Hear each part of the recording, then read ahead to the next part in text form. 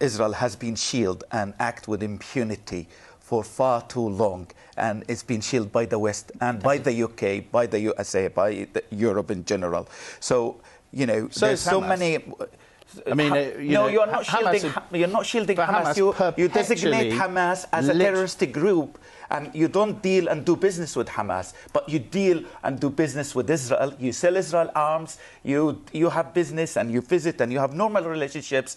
Do you sell arms to Hamas? Do you recognize Hamas as a legitimate authority? You designate it as a terrorist group, but you think Israel is a democratic state and you support it and you shield it from the war crimes that they're committing every day since 1948 up until now. Remind me of 1 year that Israel hasn't committed a war crime. Ahmed Najjar, what did you make of what Victoria Coates had to say?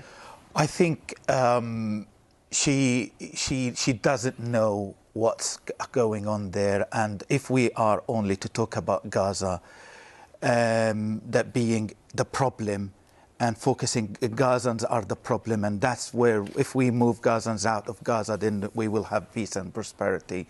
Then she definitely doesn't know anything about what's going on there. We have the West Bank that 35,000 people have been displaced in the West Bank in the last week.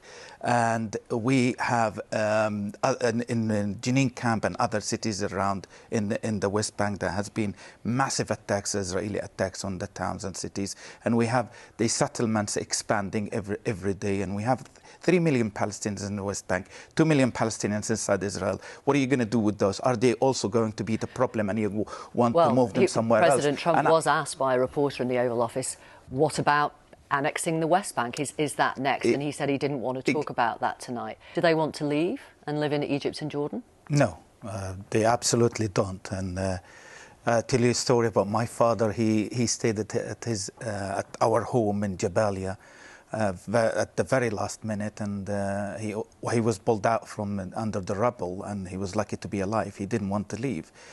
And I think Trump doesn't know much about the Palestinians. I think he really needs to learn and read more about what Palestinians are. And they have a lot of opportunities to leave if they wanted to.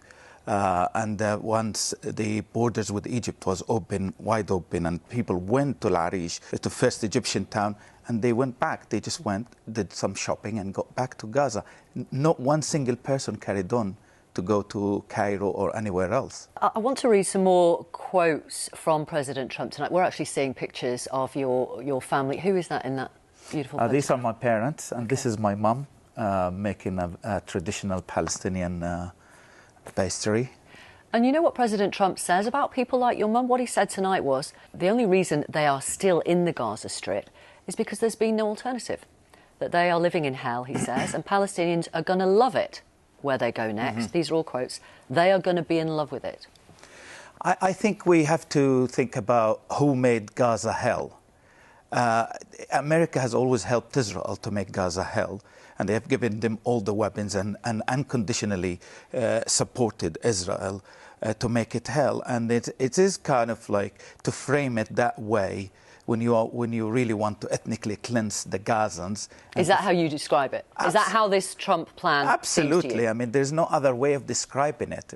Whatever way you look at it, from a legal point of view, from a moral point of view, is an ethnic cleansing plan to try and force people out of their homes, out of their lands, is an ethnic cleansing.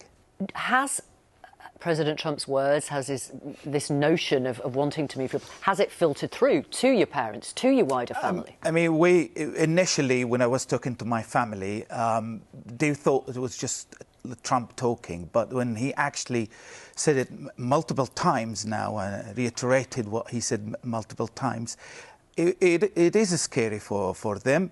And he is the most powerful man in the world, whether we like it or not. And when a most powerful man in the world threatening 2 million people who actually have very little to defend themselves, that is something is scary. And it is very, very scary to me that I know the majority of people will refuse to leave. And that means they will have to move them by force. And that means lots of violence, from more of the genocide that they have just survived, and more of bloodshed. The ICJ, as you know, regarding genocide, says the Palestinians have a right to be protected from genocide. Israel, as you know, strongly rejects the accusation of genocide. We saw footage of what was left of your family's home. Nothing. It's rubble. It's as you say, totally, your father yeah. was pulled from it. Can you tell our audience a little bit of what your family have experienced in the last little while? The last 15 months have been horrors for them. They had to be displaced 9 times from one place to another, moving, trying to navigate the bombs and the attacks, and trying to make sure that they actually, go into somewhere where they believe it's safe. But essentially, there was nowhere safe in Gaza. And the one thing that we were scared of, which we lost my nephew, who was 3 years old, for starvation, because he was starved. We couldn't get him the food he needed, and he died of starvation. And that actually brings me to the point about this ceasefire agreement.